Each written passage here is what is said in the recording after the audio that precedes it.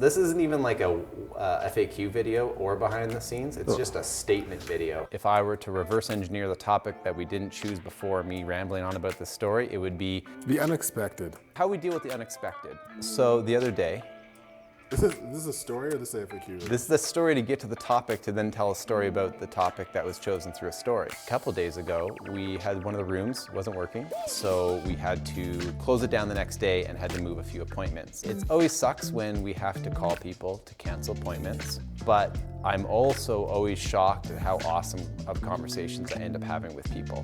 What we've just always decided since the beginning of how we deal with issues when we have to cancel people's floats or something goes wrong, and we sometimes have to like try to move the world to make something happen, or stay up all night fixing pump, aka JP coming in and fixing a pump all night so that people don't have to miss their sessions the next day. It's more or less how we deal with it that I think people really enjoy, and I actually always, again, to reiterate it,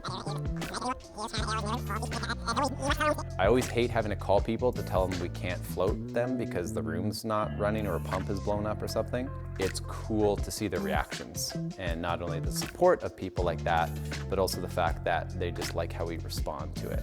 I had to phone a few people to let them know, hey, we had to cancel or move their appointments to later in the day, which I think we ended up not even like having to cancel anybody, we just moved them later in the day.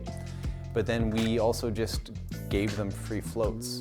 All three of them were really stoked about it, which was really interesting. One person actually wrote a review after, and it was just an awesome conversation. And they freaked out, it was awesome, we had a huge laugh. In like a good way, right? Yeah, freaked out, it's like one of those things like, sick, dude. Because that could be really bad, too. It could be really, it was really good. Freak out in a good way. It made my heart feel nice that even though we had to move or cancel something like people's appointments, they were still really stoked of how we handled it. And I don't think there's really any other way that I can imagine us handling a situation like that. But basically, every time somebody books into the calendar or books into our schedule, it's basically we're just making like a mini agreement and a mini commitment to make sure that that time is for you to float and relax. And if for whatever reason the float isn't what you thought it was, or there's something on our end that we didn't do well, or we had something happen that we can't actually float you that day for a pump or a room goes down, then yeah, it only seems right to make sure that we make it right. What feels good not only is like owning a business, but just as a person to person, is that it only makes sense that when we can't fulfill a commitment for somebody coming into float, that we find the best option that works for everybody. So it's kind of like, just because you own a corporation doesn't mean you have to be in a...